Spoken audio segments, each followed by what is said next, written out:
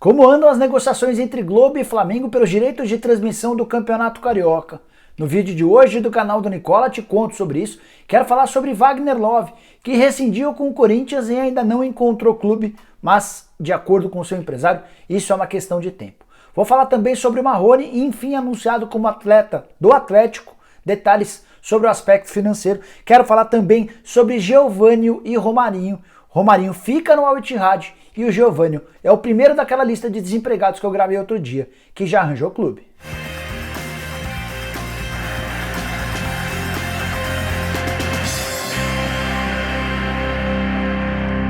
Olá pessoal, sou o Jorge Nicola, bem-vindos a mais um vídeo do canal. E antes de passar todas as informações que eu prometi agora há pouco, rápidos lembretes. Primeiro um pedido para você assistir ao vídeo até o fim. Se curtir, não esqueça de dar um like, de se inscrever no canal e de acionar o sininho. Se você já fez tudo isso, vire membro do canal do Nicola. Colabore para que o canal continue crescendo e tenha acesso a uma série de vantagens, como elas, entre elas no caso, de participar do bolão do Nicola, que vai dar ao vencedor uma camisa oficial do time do coração.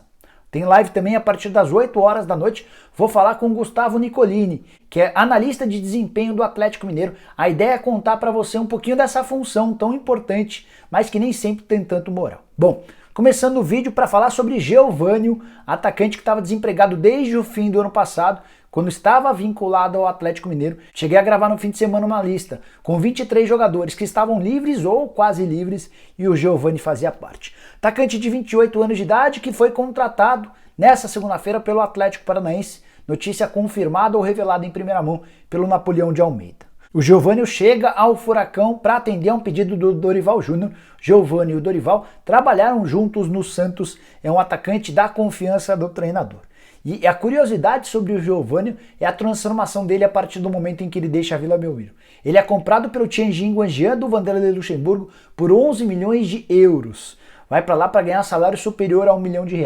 Mas desde então ele nunca mais conseguiu repetir os bons tempos de Santos. Foi mal na China, foi mal também no Flamengo e na temporada passada pelo Atlético Mineiro, 37 jogos e um único gol marcado. O Atlético não quis a renovação do contrato, ele ficou sem vínculo também com o Tianjin Guanjian e desde então procurava clubes. Daquela lista de 23, restaram 22 jogadores. Se você ainda não assistiu a esses atletas, vou deixar o link aqui para que você possa ver tudo direitinho.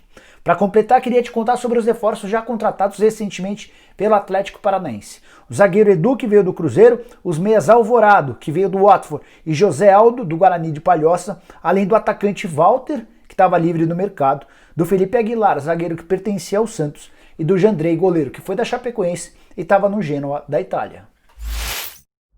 Quero te atualizar agora sobre Romarinho. Cheguei a contar na semana passada que ele estava livre para procurar emprego, havia ido à FIFA para rescindir o seu contrato com o Al Ittihad, tudo por causa de salários atrasados. Mas nessa segunda-feira o Al Ittihad depositou tudo aquilo que devia, 4 meses de salário, ou algo na casa de 8 milhões e 600 mil reais. Já pensou se de um dia para o outro caem na sua conta 8 milhões e 600 mil reais? Diante dessa boa notícia, o Romarinho decidiu retirar a ação na FIFA contra o Al Ittihad e voltou a ser atleta do clube. Desistiu completamente dessa ação, vai cumprir seu contrato. O vínculo do Romarinho com o Al Ittihad só termina em junho de 2022. Chegou a se especular a possibilidade de o Romarinho jogar no Corinthians, mas ele tinha ofertas muito fortes da própria Arábia Saudita, além de países vizinhos. Dificilmente voltaria a jogar no futebol brasileiro. Por lá ele tem um salário de 5 milhões de dólares por temporada, livres de impostos. Quero te falar agora sobre Marrone, que enfim pode ser declarado jogador do Atlético Mineiro. Negociação fechada com o Vasco já há bastante tempo. Faltavam questões burocráticas, pequenos detalhes que foram resolvidos nessa segunda-feira. O Atlético vai desembolsar 20 milhões de reais por 80% dos direitos econômicos. O Vasco fica com 16 milhões e 400 mil, o restante da grana vai para o Volta Redonda e para um empresário. Detalhe importante. O Atlético tem 80%, o Vasco fica com 14% do valor de uma venda futura e Volta Redonda fica com 6%. Também foi acordado entre o Atlético, o Vasco e o Volta Redonda que o Galo tem a possibilidade de comprar esses 20% por 1,5 milhão de euros até o início do ano de 2023. Se não o fizer durante esse período, a partir do começo de 2023, ele é obrigado a comprar por 1 milhão de euros. Aí você pode estar se perguntando, mas espera aí, por que o Atlético compraria antes para pagar 1,5 milhão de euros se ele pode esperar até janeiro de 2023 para comprar por 1 milhão de euros? A explicação é até que lógica. Se o Galo perceber que o Marrone pode ter propostas do exterior que vão valer mais do que esse 1,5 milhão de euros por 20%, ele vai efetivar essa compra e revende esses 20% por um valor maior para um clube possivelmente do exterior. Marrone, um dos jovens, uma das promessas do futebol do Brasil, jogador pedido pelo Jorge Sampaoli. O Galo já havia tentado a contratação dele no começo dessa temporada, agora com a ajuda do Rubens Menin, que é dono da MRV, a construtora, que tem sido extremamente parceira do Atlético. O Galo conseguiu mais uma contratação. Já são mais de 50 milhões de reais investidos. Cheguei a fazer essa conta e explicar em detalhes para você nesse vídeo que eu gravei aqui. Esqueci de contar um detalhe extremamente importante também. De acordo com um contrato fixado entre Vasco e Atlético Mineiro, o Galo vai ser obrigado a pagar mais 1 milhão de reais ao Cruz Maltino assim que o Marrone completar 30 partidas pelo time principal. Isso pode acontecer nessa temporada, a tendência é que aconteça só na próxima, mas é mais 1 milhão de reais que o Vasco vai conseguir a partir da transferência do atacante. Quero repercutir agora a situação no mínimo esquisita de Wagner Love, que 10 dias atrás anunciou a rescisão do seu contrato com o Corinthians. A informação que o Timão tinha é de que ele tinha conversas avançadas para jogar no CSKA da Rússia. Mas a negociação com o CSKA parece ter subido no telhado. Conversei com o Evandro Ferreira, que é o agente do Wagner Love há bastante tempo. Ele deu um outro tom para essa conversa. Primeiro, ele afirmou que quando rescindiu o contrato com o Corinthians, a negociação mais quente nem era com o clube russo, e sim com o time da Ásia, que tinha um projeto no mínimo audacioso. As palavras dele foram as seguintes: estamos negociando com 2 ou 3. Tinha uma negociação meio avançada, mas deu uma emperrada. Nem era essa da Rússia. A gente tinha uma questão na Ásia, uma aventura, que os caras estavam tentando fazer força para levar adiante. Ao que parece, essa situação na Ásia não deu certo, ou pelo menos até esse momento não se confirmou, e o Wagner Love e o Evandro estão em compasso de espera. Sobre a situação no CSKA, o Wagner Love é talvez o maior ídolo estrangeiro da história do clube. Foi com o Wagner Love fazendo o gol do título que o CSKA conseguiu ser campeão da Liga Europa. Ele é super badalado por lá. Foram 3 passagens, o brasileiro tem enorme moral com o dono do CSKA, mas nesse momento, por exemplo, ele nem poderia se transferir para lá. A Rússia fechou as suas fronteiras para estrangeiros. E aí queria te dar um detalhe importante também baseado nessa conversa com o Evandro. Um clube brasileiro recentemente procurou o empresário do Wagner Love para tentar entender a pedida do atacante. Essa negociação ainda não avançou, de acordo com o Evandro. São tratativas iniciais. A ideia é buscar mais detalhes, saber quanto o Wagner Love gostaria de ganhar, por quanto tempo ele assinaria um contrato, ou qual seria a disposição dele em relação a tempo de contrato. Então tudo isso ainda está numa fase embrionária. O Evandro percebeu nesse clube não muita pressa para fechar acordo, até porque pouca gente tem noção de quando a bola vai voltar a rolar no futebol brasileiro. Para arrematar sobre o Love, queria te dar detalhes de como é que ficou a rescisão do contrato com o Corinthians. Love foi bem bacana com o Timão. Para começar, ele abriu mão daquilo que teria a receber daqui até o fim do contrato. Wagner Love também aceitou receber salários atrasados somente a partir de 2021. O presidente André Sanches alegou enormes problemas financeiros por causa da crise da pandemia do coronavírus e o Love deu essa colher de chá. A única coisa que ficou combinada que o Corinthians vai pagar nos próximos dias é luvas referentes ao ano passado. Luvas são aqueles prêmios pela assinatura do contrato. O Corinthians estava devendo para o Love e prometeu fazer essa quitação nos próximos dias. Perguntei para o Evandro Ferreira, para o empresário do Love, se não havia sido um vacilo deles rescindir o contrato antes de encontrar um novo clube.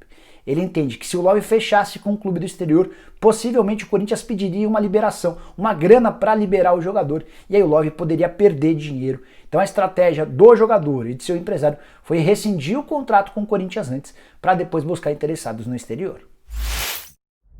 Para fechar o vídeo, quero te contar novidades sobre a negociação antiga, longa, difícil, pesada entre Globo e Flamengo. Fui o primeiro a contar lá no ano passado que as negociações em relação às transmissões de TV do Campeonato Carioca estavam emperradas. Tudo porque a Globo oferecia 17 milhões e meio de reais, mesmo valor que paga para Fluminense, Vasco e Botafogo, e o Flamengo chegou a pedir na primeira rodada de negociações 100 milhões de reais. Valor que assustou a todo mundo, teve gente confundindo, dizendo que esses 100 milhões seriam por 4 anos de contrato. Não, o Flamengo queria 100 milhões de reais por temporada relacionados ao Campeonato Carioca. A Globo disse que nem haveria possibilidade de conversas nesses termos. O Flamengo diminuiu um pouco a pedida e topou conversar por 80 milhões de reais. A Globo insistiu dizendo que não tinha a menor condição de pagar 80 milhões por um campeonato deficitário como o Campeonato Carioca. O tempo passou, o Flamengo foi campeão da Taça Guanabara, é líder do seu grupo na Taça Rio, faltam poucos jogos, só 2 jogos para o término da fase de grupos da Taça Rio, depois já começa a semifinal e final, e até agora não há um acordo. Mas, nos últimos dias, Flamengo e Globo se aproximaram e diante da perspectiva da volta do Campeonato Carioca, sem torcida, sem público, por conta da pandemia do coronavírus, dá para dizer que é grande a chance de um acordo entre as partes.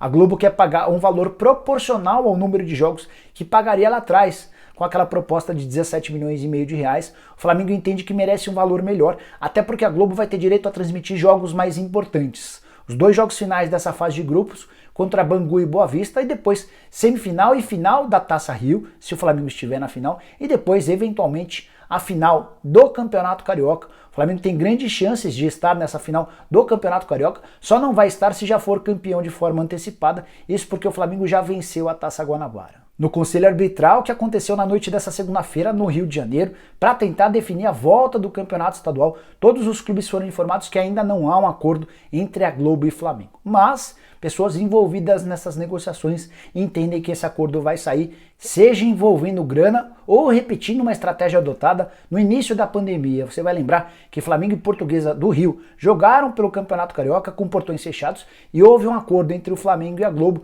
O jogo foi transmitido no Globoesporte.com e na Flá TV. Essa possibilidade não está descartada, tudo para que os jogos do Flamengo pudessem ser transmitidos. Quando não existia a pandemia, o torcedor do Flamengo que não estava vendo os jogos na TV tinha pelo menos a possibilidade de ir ao Maracanã. Sem essa alternativa, por conta da proibição dos torcedores no estádio, o Flamengo e a Globo estão determinados a chegar a um acordo. Então o mais natural é que os jogos do Flamengo sejam exibidos ou pela TV Globo ou numa última alternativa no Globoesporte.com e na Flá TV, como uma forma de agradar, de contemplar, de garantir ao torcedor que vive um momento de tanta dificuldade por conta da pandemia do coronavírus, que esse cara tenha acesso a assistir aos jogos do time do coração.